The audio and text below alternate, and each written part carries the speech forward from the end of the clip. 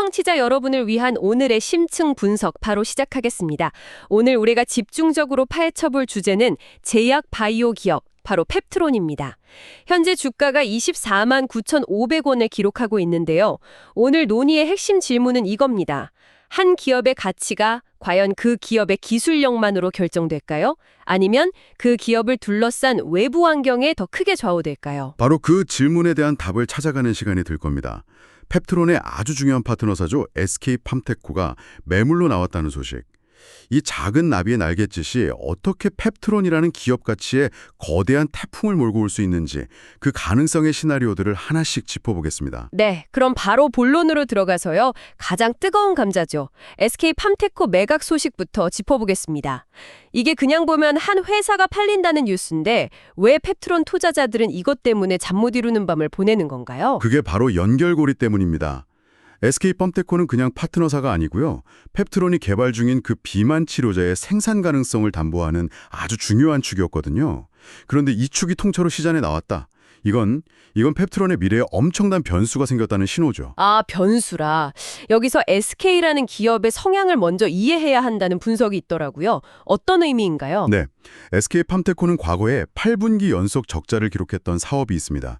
세포 유전자 치료제, 흔히 CGT라고 부르는 분야인데요. 아, 그 CGT요. 정말 꿈의 기술이라고 불리는. 맞습니다.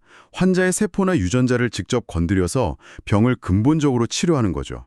하지만 성공 확률이 극히 낮고 돈이 정말 천문학적으로 들어가는 뭐랄까 하이리스크 하이리턴의 끝판왕 같은 분야입니다. 아, 그러니까 SK는 그런 미래의 꿈보다는 현재의 수익성, 효율성, 이걸 더 중요하게 보는 아주 현실적인 기업이다. 이런 말씀이시군요. 정확합니다.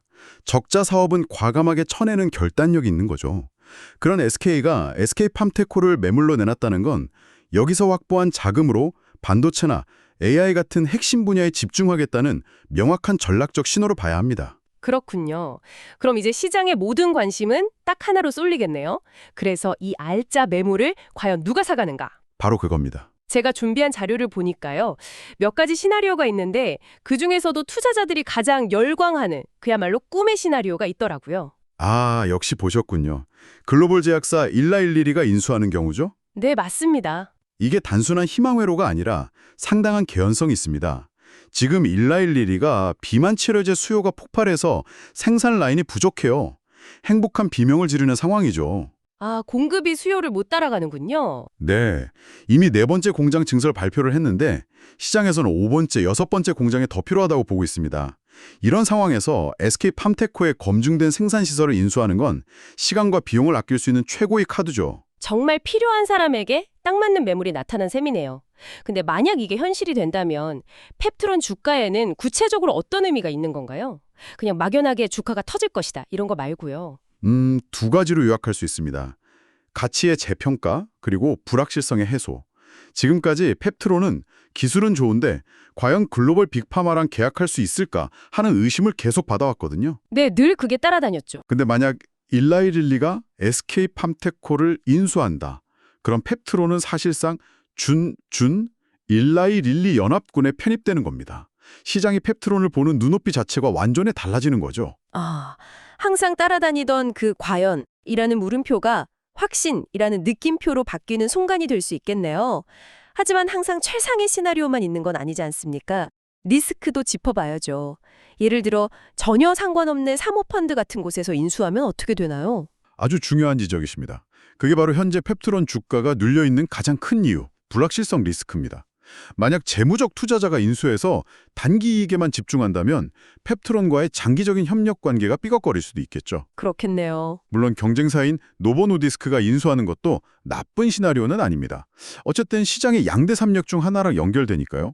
하지만 그 파급력은 일라이릴리 시나리오에 비할 바가 못 되죠. 알겠습니다. 결국 인수 주체에 따라 펩트론의 운명이 갈릴 수 있는 상황이군요. 그런데 여기서 한 걸음 더 들어가 보면 이 모든 논의의 중심에는 결국 펩트론이 가진 기술의 본질적 가치가 있는 것 아니겠습니까? 바로 그 점이 핵심입니다.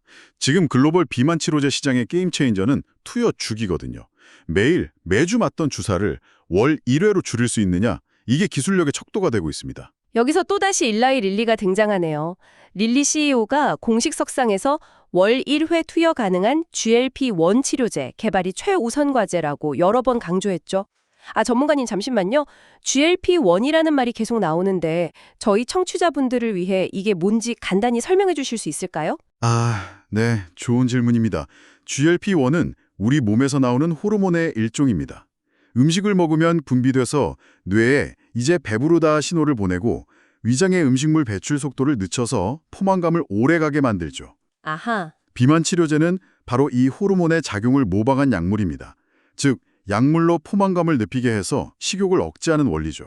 우리 몸의 자연스러운 신호를 약물로 복제한 거군요. 그런데 바로 그 월 1회 투여라는 꿈의 기술을 일라일릴리와 함께 공동 개발하는 회사가 바로 펩트론이라는 사실. 이게 모든 퍼즐을 맞추는 핵심 조각이네요. 그렇습니다. 그래서 투자자들은 지금 명확한 선택의 기로에 서 있는 셈입니다. 펩트론의 기술 이전, 즉 라이센스 아웃 가능성을 믿지 못한다면 지금이라도 매도하는 게 맞고요. 반대로 그 가능성을 믿는다면 이 불확실성 때문에 주가가 억눌려 있는 지금이 가장 싸게 살 수 있는 기회라는 분석이 나오는 거죠. 실제로 자료에서도 기술 이전 계약이 발표되는 날에는 주가가 상한가를 기록할 거라는 강한 기대감이 담겨 있더군요. 네, 그럴 가능성이 아주 높다고 보고 있습니다. 제가 준비한 자료를 보면 이런 펀더멘털 분석 외에 기술적 분석도 아주 흥미롭습니다. 오실레이터라는 지표를 활용한 전략이 제시되어 있는데요. 네, 오실레이터는 주가의 힘, 즉 모멘텀을 측정하는 도구죠. 이 지표가 과도하게 낮아질 때, 즉 시장의 비관론이 극에 달했을 때를 단기 저점으로 보고 매수 기회로 포착하는 전략입니다. 차트를 보니까 실제로 그런 패턴이 보이네요. 네, 펩트론 주가가 23만 원 선까지 하락하면서 오실레이터 지표가 바닥을 찍었을 때 강한 매수세가 들어오면서 반등하는 패턴이 반복되고 있죠. 현재 가격인 24만 9,500원은 그 지지선 위에서 다음 방향을 모색하는 아주 중요한 구간이라고 볼 수 있습니다. 이렇게 구체적인 매수, 매도 목표 가격과 심층 분석이 담긴 퀀트 AI 정밀 분석 리포트가 궁금하시다면 잠시 주목해 주십시오. 구독과 좋아요를 눌러주신 후에 화면에 보이는 번호 010-2165-6100으로 문자 라고 딱 한 글자만 보내주시면 관련 자료를 보내드립니다. 저희가 이렇게 자료를 준비한 만큼 들어주시는 분들은 다른 것보다 좋아요만이라도 한 번씩 눌러주시면 정말 큰 힘이 되겠습니다. 꼭 좀 부탁드립니다. 자, 이제 잠시 펩트론 이야기에서 벗어나서요. 관점을 확 넓혀보겠습니다. 펩트론처럼 한 기업의 가치가 외부 생태계와 거대한 서사에 의해 결정되는 현상. 이 현상의 끝판왕격인 인물이 최근 한국 증시를 움직이고 있습니다. 바로 일론 머스크죠. 네, 맞습니다. 일론 머스크의 화성 이주 계획은 더 이상 공상과학 소설이 아닙니다. 이건 인류 문명을 다음 단계로 이끌기 위한 거대한 산업 생태계를 만드는 과정이고요. 놀랍게도 그 과정의 핵심 부품을 한국 기업들이 공급하면서 엄청난 수혜를 보고 있다는 분석입니다. 정말 다양한 분야가 머스크 생태계라는 이름 아래 묶이더군요. 스페이스X 로켓 부품을 공급하는 우주항공의 캔코아 에어로스페이스, 화성에 에너지를 공급할 태양광, 하나솔루션, 그리고 전기차의 핵심이죠. 2차 전지의 에코프로와 포스코퓨처엠, 마지막으로 로봇 관련주들까지요. 맞습니다. 이 모든 기업의 주가 상승 동력 뒤에는 머스크의 비전이라는 거대한 내러티브가 있었던 거죠. 근데 여기서 아주 중요한 질문이 나옵니다.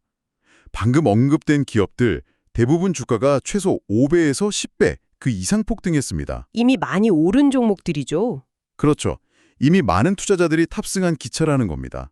그렇다면 아직 출발하지 않은 우리가 주목해야 할 이 거대한 퍼즐의 마지막 조각은 어디에 나와 있을까요? 제가 준비한 자료는 그 마지막 기회로 바로 통신 분야를 지목합니다. 생각해보면 당연한 것 같아요. 화성에 기지를 짓고 로봇을 보내도 지구와 통신이 안 되면 아무 소용이 없지 않습니까? 그렇죠. 우주 인터넷만 구축은 이 모든 비전의 가장 기초적인 인프라입니다.